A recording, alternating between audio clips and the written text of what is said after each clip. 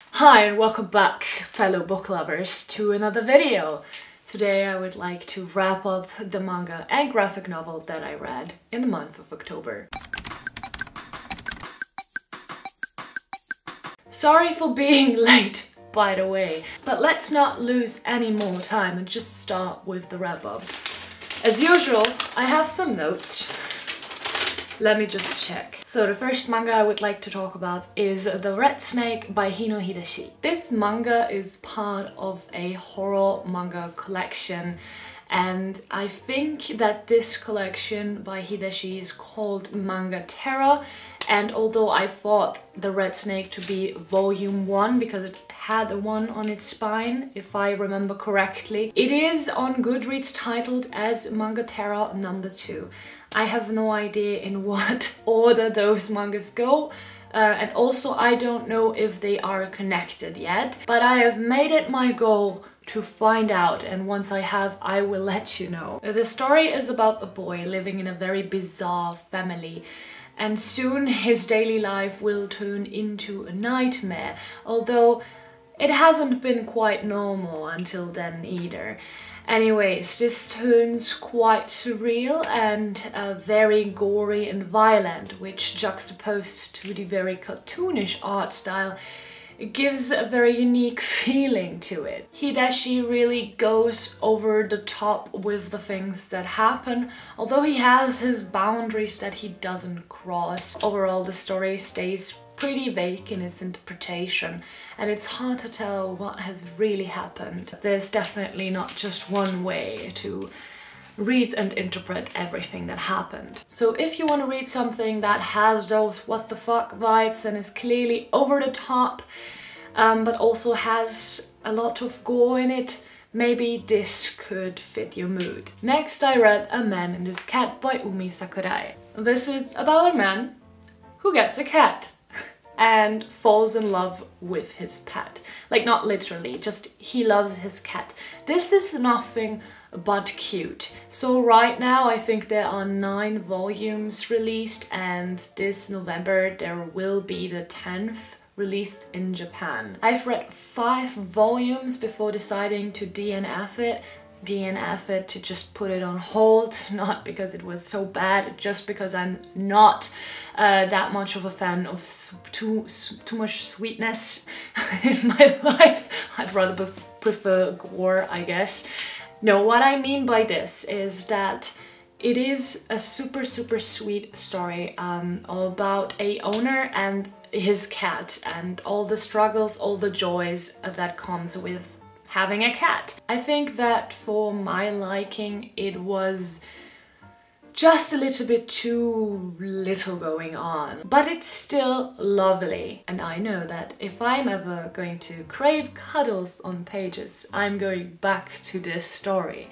It is honestly just very wholesome. Then I read up until the 7th volume of Saga by Brian K. Vaughan and Fiona Staples. I have decided for myself to DNF the series after this, and not, as I said, with A Man and His Cat, to put it on hold, but honestly really DNF it. So Saga, if you don't know, is about 2 worlds, I think even multiple worlds, but let's say the population mainly of 2 worlds fighting against each other in a war, and then the 2 main characters, who are actually from opposed parties, they fell in love with each other and they have a baby together, and now this baby resembles everything that is threatening the war, which I think the parties want the war to go on, if I am not mistaken. So therefore 2 main characters have to flee with their baby, and along the journey they meet a bunch of characters and have exciting adventures. I think that Fiona Staples with her artwork has actually nailed this story for me. This is the sole reason why I kept going until volume 7, but ultimately, and that is the reason why I finished it, I couldn't see where the story was going. So my critique is directed at the writing here. When I found out that after volume 9 there are actually more volumes to come and it still is not an end in sight, I decided that I didn't want to put myself through this. Okay, I'm gonna try and say this, and hopefully I'll bring it across the way that I wanted to. This is just not an original story. Maybe it was back in 2012 when it first was released. Oftentimes I thought that the writer was trying to make this as modern and uncliched as possible, so in trying to do that it became cliched. Maybe this sort of modern storytelling has also just been done too much over the past years and I've seen it too much. It's a sort of licentiousness, a sort of like the writer saying, okay, I don't care if my characters are naked all the time or having sex on the panels,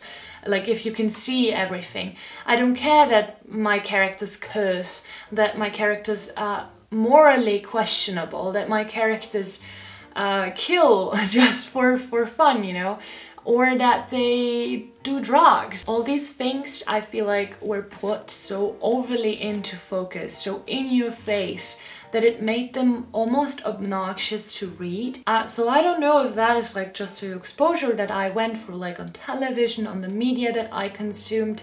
I don't know if the fault is with me, but on the other hand, I read it now and I can only judge it from my current perspective. So even with giving it the benefit of the doubt, because I often feel like I shouldn't judge sci-fi, I still think that the storytelling is lacking. And well, as I said, because everything felt quite pointless, I decided to ditch the series at one point. So my whole rating is also only about part 1 to 7, like the volumes that I read. So my rating feels, for myself at least, quite generous now that I talked about it, compared to like what I just told you, like compared to my judgment of it. Anyways, what I read, it was decently entertaining. Next, I read a couple of more volumes by Tanabe, who did the H.P. Lovecraft adaptations.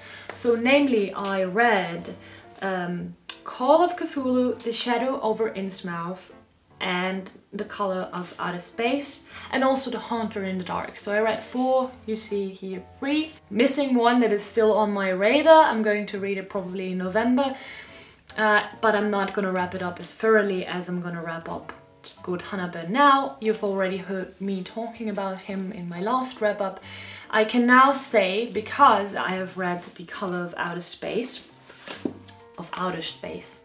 I think.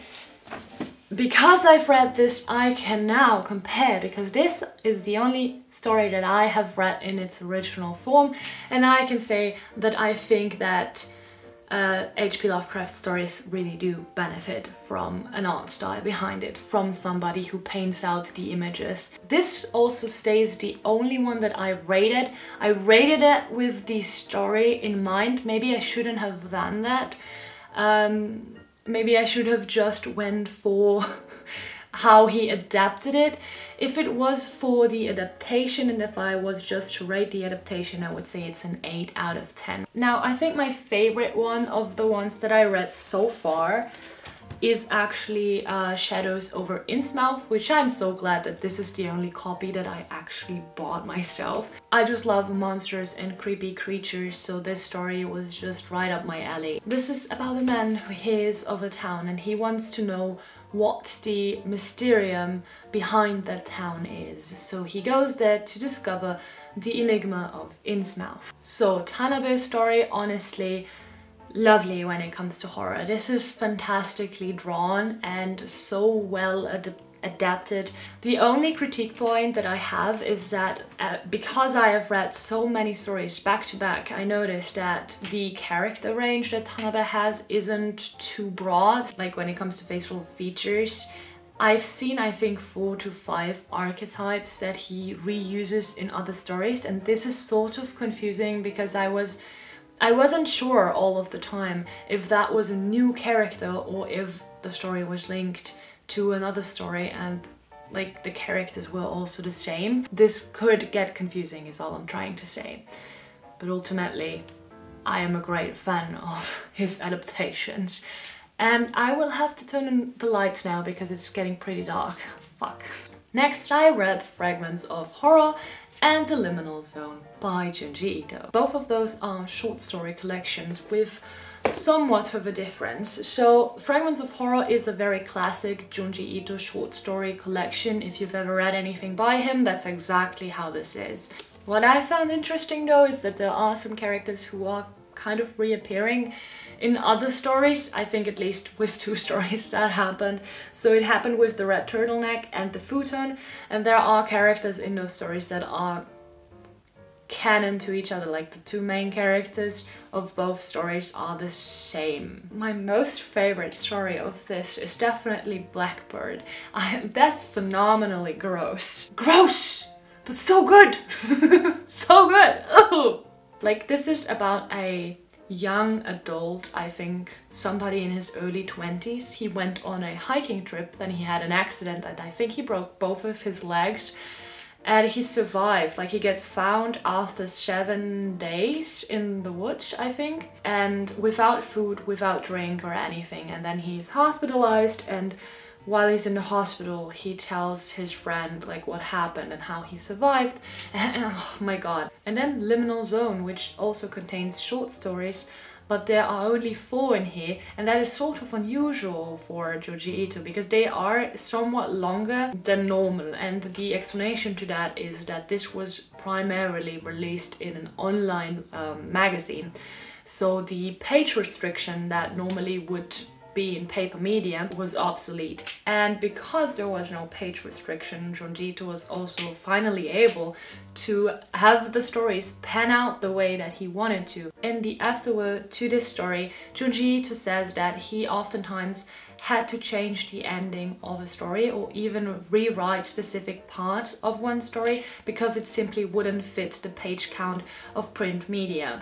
Since I have also oftentimes critiqued Junji Ito for his endings, I would be hugely interested in knowing which ones that were. However, Junji Ito, even with an altered ending, is still very enjoyable to me. This specifically holds 4 short stories that he had for a longer time but had not been able to publish until he came across the online magazine. Next, I read Are You Listening?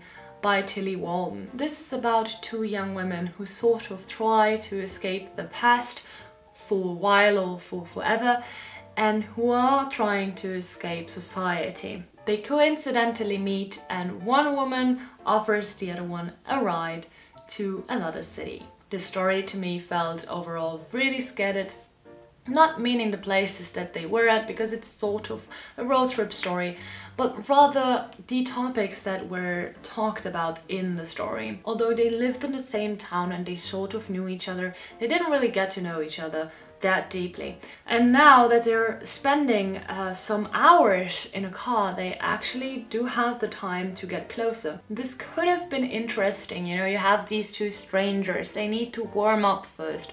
They're pretty reserved, so they don't want to talk too much. But time and being in this tiny space forces them sort of to open up to each other a little bit at least. And I would have enjoyed the story to actually be completely in that car, or at least to focus much more around the road trip and the time that they spent with each other to really talk about the matters that were brought up. Because the way that they get talked about is more in a sort of half sentence, and they're just shortly brought up, and then very shortly after that we get back to resentment. And additionally there's this very strange second storyline that, in my opinion, honestly dilutes the whole story. And I also felt like the style of the ending just didn't fit. Then I read Lady Snowblood by Kazuo Koike.